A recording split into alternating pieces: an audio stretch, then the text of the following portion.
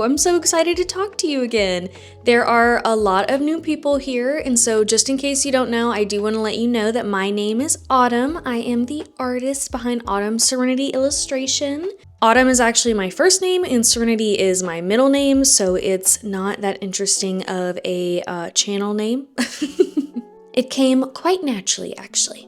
Moving on, today in my sketchbook, I really wanted to practice drawing people, faces, and hair especially. Hair confuses me so much. I don't even know why. Well, let me put it this way. I know that I overthink it so much. In the beginning, I showed a little bit of my smaller sketchbook that I just kind of like draw in sometimes. It's like my personal, my messy sketchbook. I showed that I have been working on drawing faces and trying to figure out how I like to draw eyes. And I feel like I've come a long way with that. I think I am starting to find a rhythm with faces and heads that I like, but hair, man, hair is so confusing to me. You'll be able to tell the entire time that I am drawing this page that I feel very like insecure about the marks I'm making. I'm not making very confident strokes. I actually had to speed up all of the footage in this video. Even the slowest footage I think is sped up by like 0.5 or something, because before every mark I'm really overthinking where I'm gonna put it, which is making everything come out really stiff. Like the first person here, I'm trying to draw very curly, wavy kind of hair, but all of the curls came out really stiff because I feel really stiff and I am nervous before I put any of my marks down. And I think that that's kind of a problem with all of the people that I draw, is that I don't just let myself like be free and experiment with it. I really overthink it so much. In fact, it might be kind of annoying, but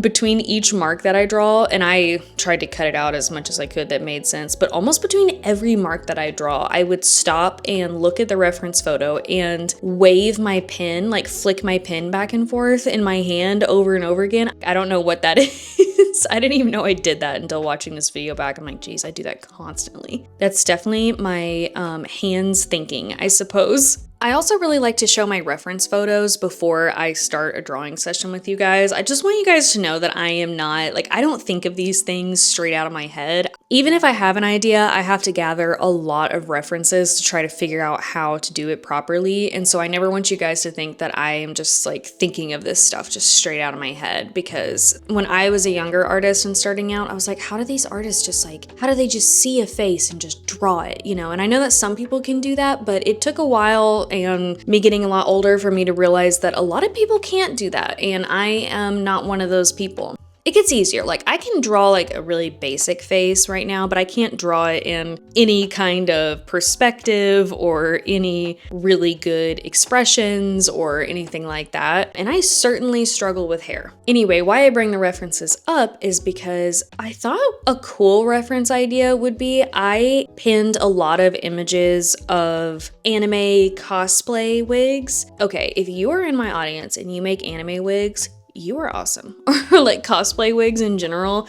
You guys, that is an art all its own. That is an incredible amount of hairspray. I love it. I think they look so cool and so fun, and so I tried to do a hair study with a lot of wigs, which is good, but I do think that also contributed to why my drawings were coming out really stiff at first, because obviously a wig is perfectly crafted to be exactly the shape of the character in the show normally. And even like if the character has, you know, hair in front of their face or whatever, something that would be more flowy and more natural in like a real life setting, on anime, it very much so stays in place, and so the wigs do too. And so I think that really contributed to why my first couple of drawings were looking really stiff. But once I kind of conceptualized, okay, even though this is a really good way to find new fun hairstyles, I think that I need to understand that this is not how real hair moves. Real hair looks a lot more natural. Even if it is hairsprayed quite a bit, it looks a lot more natural than sometimes these wigs can look. My main struggle on the first page here was actually trying to figure out how to draw braids. When I tried to draw the girl with the 2 braids on either shoulder, I was like, wait a second, I'm lost. I think there used to be a way that I drew braids that I actually really liked, but doing it this time, I tried it over and over again. I couldn't figure out how I used to do it in a way that I liked, and now I'm starting to wonder if I ever had a way that I liked, because now I'm not sure. The thing about braids too is braids look very natural, I feel, and braids move and they, you can throw a braid over your shoulder, they're flexible. And I think that when you are getting caught up in looking at where is every single strand going, I was really making the braid look really, really stiff, like a rope instead of someone's hair that can be thrown over a shoulder or would maybe blow in a strong wind, Then I started experimenting a lot with how can I draw a braid that would make it look like the essence of a braid without having all of those really stiff details that I'm getting caught up in. I just couldn't figure it out, so you're gonna see that I'm doodling braids and hair textures in all of the blank spaces over this spread. The last drawing on the page that I'm doing,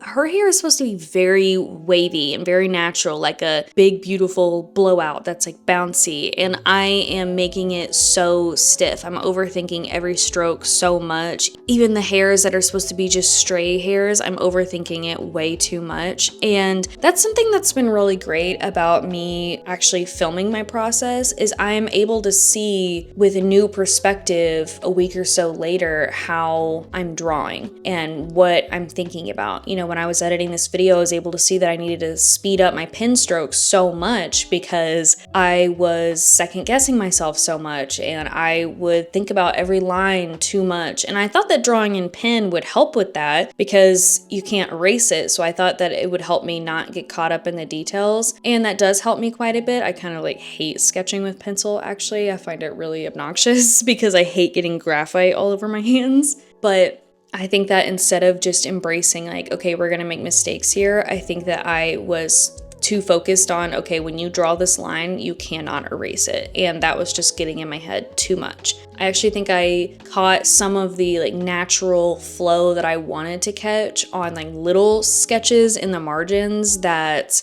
I wasn't paying too much attention to. I think those actually caught a lot more of that natural flowing hair look that I am looking for. When I draw my characters, I really don't want them to be so stiff, and the whole first page here is extremely stiff. You could imagine that they are mannequins, and I think that, yes, I think that part of it was because I was drawing from wigs instead of drawing from a real life photo of hair, but I think that a skilled artist that has drawn hair a lot more than I have would be able to make a wig look more natural than it does in my drawings. And I want to figure out how to do that because I think that the wigs are just artistry within themselves. So we'll see.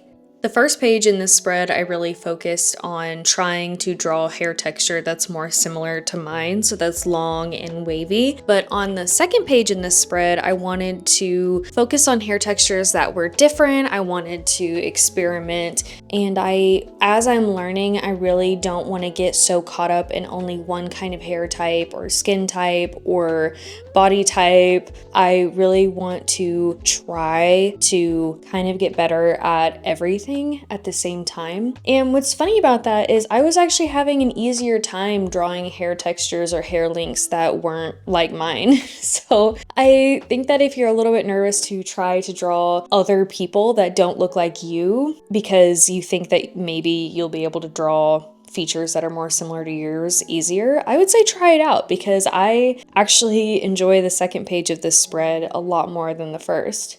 This first girl that I'm drawing, she is so cute. She has these little tiny braids and she maybe hairsprayed them or clipped them. I'm not sure how she did it, but she made little braids on the side of her head look like little hearts and it was so adorable. And I really liked getting in there and getting those small little details. And I think I did do a good job because from a distance, I think you definitely can tell oh, those are braids. She doesn't have braids in her buns or on the top of her head, but she does have those braids in the front and those little hearts. So I am really happy with how that turned out. I'm also really happy with her expression. I think I made her look really cutesy and she did look really cute in her photo that she took. So I'm really glad that I was able to capture that. Just in general, I think drawing and art, it's all about trying something new and having fun with it. And if you're too nervous about making mistakes, then you're not going to have fun. And then what's the point, The sixth drawing I'm doing here is of a man. I know, gasp, a man? I wanted to try to figure out, and I have been experimenting with drawing men with the bold under eyelashes that I've been doing, not under eyelashes, bottom eyelashes that I've been doing, and I still think that it looks cool. This specifically, I wanted to try to get a lot of the volume that comes from this kind of haircut. I know the people that have this haircut, they spend forever in front of the mirror with, that thing where it's like, it takes a lot of effort to look effortless. Like, I know that this is what people have to do for this haircut, but I think it is still really fun to experiment with that volume and bounce that can be in hair. I think that I would like a lot of my characters to feel more in motion and more alive, and I think an easy way to do that, which I say easy, but it's actually really hard because I can't figure out how, is to make the hair look very bouncy and make it look like it's in an atmosphere of some kind, like hairs are falling out of place, things like that. I think that I captured it in a way that I really enjoyed. I really enjoyed the kind of cross-hatching texture I did in his hair and in his beard, so I'm really happy with that.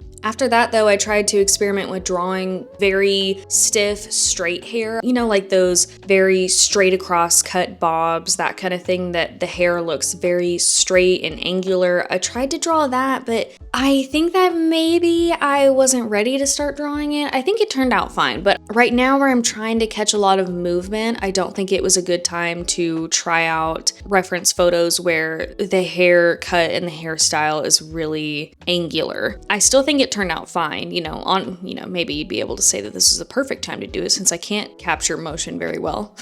Then it's the perfect time to capture hair that doesn't have a lot of motion. But I started experimenting with that very straight texture. And I saw some people online are able to draw even a very straight angular bob with a lot of life in it. And I think that's really cool. I'm not there yet, but that's something I want to be able to do. I think that it's very neat. But I have kept trying to draw faces and hair past this point, past this part in my sketchbook. And I have to say that there is something really encouraging and fun that I have learned about studies. If you're an artist or, honestly, if you do any kind of craft that you need to practice and you have to study something, it's so annoying. You're like, I don't want to study the basics. It's not fun and it's frustrating because as you're studying the basics, you find things that you don't understand, or like here, I was having a hard time with hair, of course. And, I'm drawing it over and over again and I'm not getting any clarity. Like with the braids, I feel like I'm drawing it over and over again and a lot of them are not looking better than a lot of other ones. And it gets frustrating, but something really awesome I have figured out, at least about myself, but I bet it's true for you too, is that after I do a study,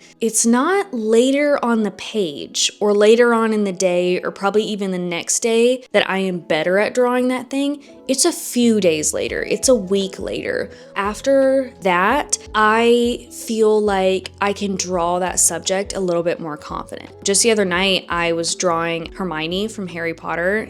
She's got that big, fluffy, curly hair. I drew her and I actually thought it looked pretty good, not to toot my own horn here. I thought it looked pretty good. And so I'm like, okay, I think that the learning really starts to set in and you're really able to draw with the skills that you have learned and picked up from studies after you do the studies and after you sit with it for a few days to a week. I do not know the science behind that. I have no idea why that would be. Maybe it gives you more time to think about it. I really don't know. I just think it's interesting because I don't see a whole lot of improvement from the first sketch to the last sketch here. But now that it's like a week later or more, I don't know how many days later it's been, but now that it's like a week later, I see a lot of improvement in my sketches from this first sketch to what I'm doing now. I think that that's really exciting. It's really encouraging. It makes me want to keep studying and keep trying things. And it also really makes me want to show you guys the pages that I'm not super proud of. Like, this is not a beautiful sketchbook spread. There's like a lot of random hair textures all about. But I think it's important to document me trying. me trying to learn, me trying to figure it out. I think it's important for me to be willing to show you the pages and the drawings that don't really work out, or the braids that do not look like braids. I think that it's important. I think it's so easy for me, if I wanted to cut out everything that I don't think looks very nice and just not show it to you. But I think that's a disservice to you, because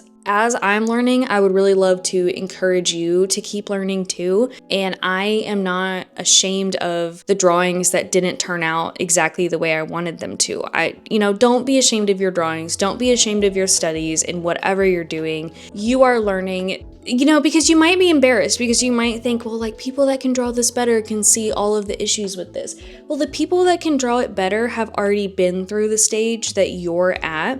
We all go through that together. No one is just born amazing. And I want to show that. And on my channel, I want to be able to document, like, oh, in November of 2025, this is how Autumn drew hair and she was really struggling with it. But, November of 2026, this is how Autumn draws hair and she's a lot more confident with it. Her strokes are a lot more confident. That will be really fun and really interesting. And I hope that it will encourage me, as long as encourage you to keep trying, keep studying.